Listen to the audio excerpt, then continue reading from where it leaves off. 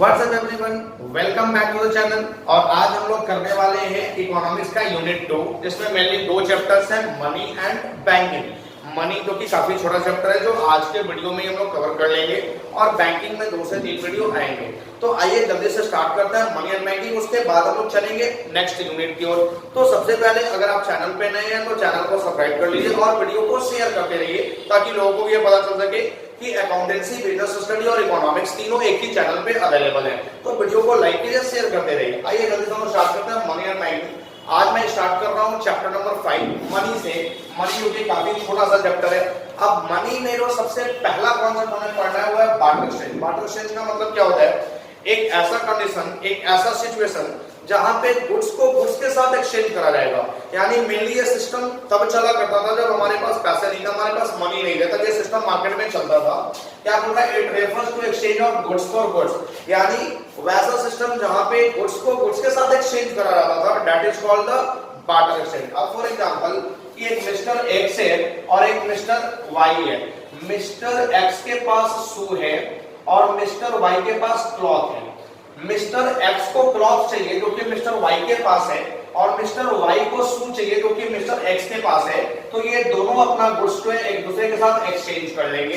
That is called the exchange of goods for goods. It's called barter exchange. यहाँ पे दोनों की needs पूरी हो रही है। एक्स को क्लॉथ चाहिए और वाई को शू चाहिए, तो दोनों अपने अपने गुड्स को एक दूसरे के साथ एक्सचेंज कर लेंगे। That is called the barter exchange.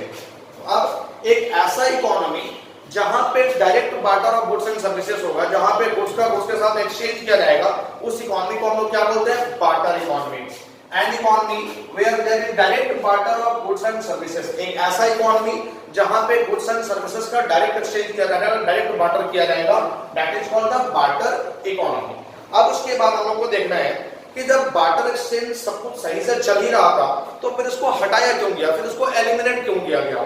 तो मेनली कुछ वैसे भी रीजंस थे जिसके कारण बार्टर एक्सचेंज को एलिमिनेट किया गया। हमने यहाँ पे 4 रीजन लिखे हैं, जिसको as a limitation of barter exchange बताया गया। यानी बार्टर एक्सचेंज के कुछ लिमिटेशन से कुछ ड्रॉबैक थे, जिसके कारण कहीं ना कहीं ये सिस्टम को हटा दिया गया। अब क्या क्या ड्रॉबैक थे? फर्स्ट हमारा क्या है? Lack of double coincidence of wants. Lack of double coincidence of wants का मतलब क्या होता है कि फॉर एग्जांपल कि मिस्टर एक्स के पास और वाई के पास, मिस्टर एक्स के पास क्या है? राइस है, और मिस्टर वाई के पास सूज है। यानी यहाँ पे मिस्टर वाई को राइस चाहिए जो कि एक्स के पास है, बट मिस्टर एक्स को सूज नहीं चाहिए। मिस्टर एक्स को टोमेटो चाहिए जो कि मिस्टर वाई के पास नहीं है। तो यहाँ पे वाई का नीड्स तो पूरा हो जा रहा है, क्योंकि वाई को राइस चाहिए जो कि मिस्टर एक्स के पास है, बट एक्स को क्या चाहिए? एक्स को टोमेटो चाहिए, सूज नहीं चाहिए। बट मिस्टर वाई के पास जो है ये सूज है, टोमेटो नहीं है। तो यहाँ पे एक की नीड्स पूरी हो रही है, दूसरे की नीड्स पूरी नहीं हो रही है। तो कभी कभी ऐसा सिस्टम होता है कि एक की नीड्स पूरी हो रही है, दूसरे की नीड्स पूरी नहीं हो रही है, तो जिसके कारण से बार्टर एक्सचेंज का जो है वो सही सिस्टम नहीं था। यहाँ पे कभी कभी ऐसा होता है कि दोनों की नीड्स एक सेम पॉइंट पे आकर के पूरी हो, ऐसा कोई जरूरी नहीं है। तो यहाँ पे वाई की नीड्स तो पूरी हो जा रही है, बट एक्स की नीड्स पूरी नहीं हो रही है। तो ये डबल कोइंसिडेंस ऑफ वंस के कारण भी बार्टर सिस्टम ये इसका एक ड्रॉबैक बन गया। नेक्स्ट हमारा क्या है? Lack of common measure of value. Common measure of value का मतलब क्या हुआ कि फॉर एग्जांपल कि मिस्टर एक्स के पास राइस है और मिस्टर वाई के पास गोल्ड है। मिस्टर वाई के पास गोल्ड है।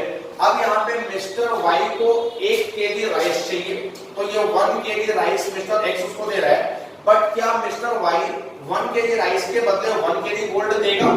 नहीं देगा, क्योंकि दोनों का वैल्यू तो काफी डिफरेंस हो सकता है ना। राइस का वैल्यू और गोल्ड का वैल्यू दोनों में काफी डिफरेंसेस है। तो यहाँ पे मिस्टर वाई जो है ये 1 केजी गोल्ड 1 केजी राइस के बदले नहीं दे सकता है। तो कहीं ना कहीं lack of common measure of value के कारण भी ये इसका ड्रॉबैक बन गया, ये इसका एक लिमिटेशन बन गया, जिसके कारण बार्टर एक्सचेंज को एलिमिनेट किया गया। नेक्स्ट हमारा क्या है? Lack of store of value. Lack of store of value का मतलब क्या होता है कि फॉर एग्जांपल सपोज कि मनी को हम लोग स्टोर करके रख सकते हैं, बट कुछ वैसी चीजें होती है जो काफी पेरिसेबल होती है, बहुत जल्द खराब हो जाती है, उनको हम स्टोर नहीं कर सकते। अब फॉर एग्जांपल यहाँ पे अगर यहाँ पे स्टोर वैल्यू के केस में अगर मनी को एक्सचेंज किया जाए तो मनी को हम लोग स्टोर कर सकते हैं। बट अब यहाँ पे समझिए कि टोमेटो आ रहा था, अगर हम लोग टोमेटो को एक्सचेंज करते हैं तो क्या टोमेटो को 6 महीने के बाद हम निकाल सकते हैं? बिल्कुल नहीं। टोमेटो को 6 महीने तक स्टोर किया ही जा सकता है। तो कहीं ना कहीं स्टोर ऑफ वैल्यू जो है ये भी एक ड्रॉबैक बन गया, लिमिटेशन बन गया बार्टर एक्सचेंज का। और लास्ट हमारा क्या है, lack of standard of deferred payment. देखो जहां पे डेफर्ड की बात आएगी, डेफर्ड का मतलब होता है फ्यूचरिस्टिक पेमेंट, यानी फ्यूचर्स के बाद जो पेमेंट करना है that is called the deferred payment. तो यहाँ पे लैक ऑफ डेफर्ड पेमेंट्स के कारण भी कहीं ना कहीं एक ड्रॉबैक बन गया। फॉर एग्जांपल कि हम अगर किसी से लोन लेते हैं तो लोन का पेमेंट हम 2 साल के बाद सेम अमाउंट रिटर्न कर सकते हैं, बट अगर आप किसी से एप्पल खरीदो तो क्या एप्पल सेम एप्पल 2 साल के बाद रिटर्न करना पॉसिबल है? बिल्कुल भी पॉसिबल नहीं है। तो ये lack of standard of deferred payment ये भी कहीं ना कहीं एक ड्रॉबैक बन गया। तो ये 4 रीजन से जिनको as a limitation of barter exchange बताया गया आपके बुक में, ये 4 रीजन के कारण हमारे बार्टर एक्सचेंज को बिल्कुल भी खत्म कर दिया गया, एलिमिनेट कर दिया गया। अब उसके बाद नेक्स्ट हमारा क्या है, मनी, यानी बार्टर एक्सचेंज जनरली कब खत्म हुआ? जब हमारा मनी डेवलप हो गया। मनी जब डेवलप हो गया, मनी हमारा फंक्शंस में आ गया, तो बार्टर एक्सचेंज ऑटोमेटिकली एलिमिनेट हो गया। अब मनी क्या है? तो देखो मनी का डेफिनेशन बिल्कुल सिंपल है कि जो यहाँ पे बार्टर एक्सचेंज के ड्रॉबैक थे, जो यहाँ पे लिमिटेशन थे, वही मनी के डेफिनेशंस में आ गए, यानी इसका लिमिटेशन मनी का डेफिनेशन बन गया। क्या बोल रहे हैं?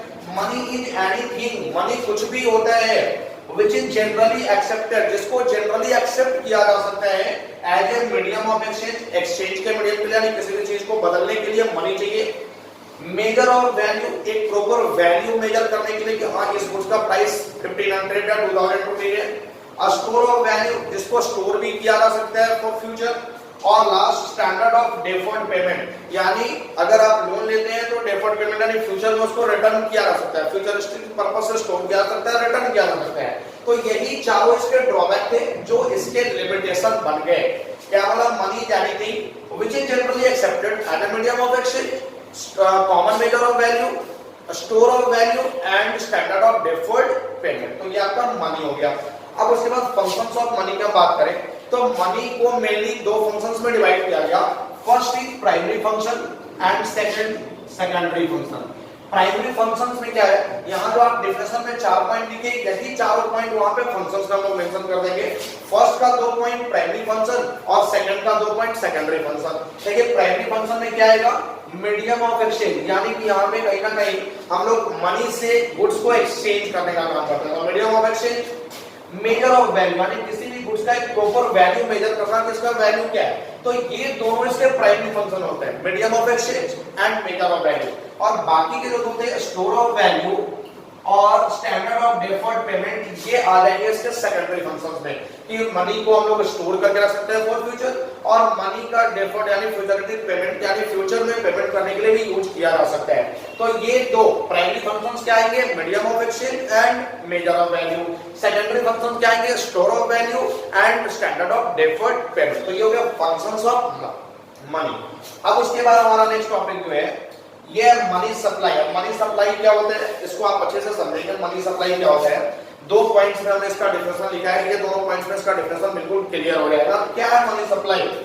It refers to total volume of money, यानी टोटल वैल्यू ऑफ मनी की मनी का टोटल वैल्यू कितना है, टोटल पैसा कितना है हेल्ड बाय पब्लिक, जो कि पब्लिक के पास है at a particular point of time, यानी एक पर्टिकुलर पॉइंट ऑफ टाइम पे पब्लिक के पास टोटल कितना पैसा है, that is called the money supply. It refers to total volume of money, एक पब्लिक के पास टोटल कितना पैसा है at a particular point of time, एक पर्टिकुलर पॉइंट ऑफ टाइम पे पब्लिक के पास टोटल कितना पैसा है, that is called the money supply. अब उसके बाद it is a stock concept. ये क्या होता है? एक स्टॉक कॉन्सेप्ट होता है। कभी कभी 1 मार्क्स में ये क्वेश्चन आ सकता है कि it is dash dash dash concept. ये कौन सा कॉन्सेप्ट है? तो 2 ऑप्शन आपको मिलेगा, स्टॉक और फ्लो।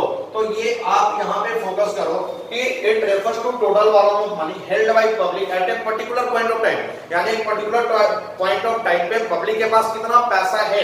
तो ये कौन सा कॉन्सेप्ट हुआ? स्टॉक कॉन्सेप्ट हुआ, नॉट फ्लो कॉन्सेप्ट। अगर आपके एग्जाम में क्वेश्चन आता है तो आप यहाँ पे फिल करके आएंगे it is stock concept, not flow concept. अब उसके बाद measure of money supply. Money supply का मेजर हम लोग कैसे करेंगे, मनी सप्लाई को हम लोग कैसे मेजर करेंगे?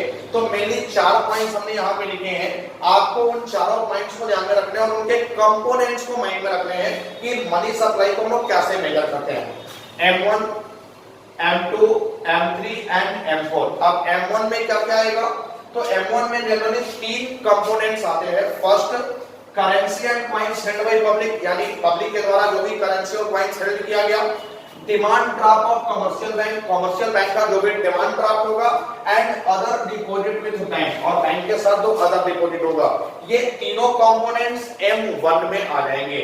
अब M2 हमारा क्या होगा, तो M1 में M1 जो आपका था वही सारा कुछ M2 में भी होगा, यानी M1 plus saving deposit with post office saving bank, यानी M2 में M1 का तीनों कंपोनेंट्स आ जाएगा और साथ ही साथ saving deposit with post office saving bank ये आ जाएगा।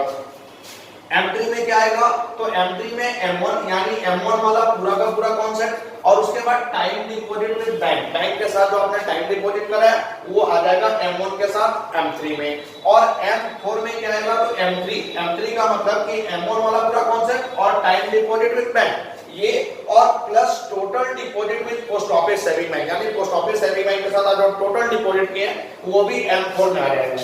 तो M1 में ये तीनों कंपोनेंट्स आएंगे, M2 में M1 वाला सारा कॉन्सेप्ट और plus saving deposit with post office saving bank, M3 में M1 वाला पूरा का पूरा concept plus time deposit with bank, और M4 में M3 का मतलब उसमें M1 वाला भी कॉन्सेप्ट और plus time deposit with bank और plus total deposit with post office saving bank. तो ये थे मेजर ऑफ मनी सप्लाई चार, M1, M2, M3 और M4। इन चारों के अंदर में कौन कौन से कंपोनेंट्स आ रहे हैं ये आपको याद रखने हैं। आई होप कि आपको ये सारा कुछ क्लियर हुआ। मनी चैप्टर इज ओवर, अब इसमें और कुछ भी टॉपिक नहीं बचा हुआ है, जो भी टॉपिक है यहाँ पे क्लियर है। अब उसके बाद नेक्स्ट वीडियो में हम लोग लेकर के आएंगे बैंकिंग, जिसमें 2 से 3 क्लासेस हम लोग करेंगे और वो चैप्टर भी हमारा हो जाएगा ओवर। आई होप कि आपको अच्छे से क्लियर है। आप इसका नोट्स बनाइए, पढ़ते रहिए, एनसीईआरटी का लैंग्वेज जरूर चेक कीजिएगा, और आपको अगर कोई प्रॉब्लम होता है तो आप कमेंट सेक्शन में मैसेज करके भी पूछ सकते हैं।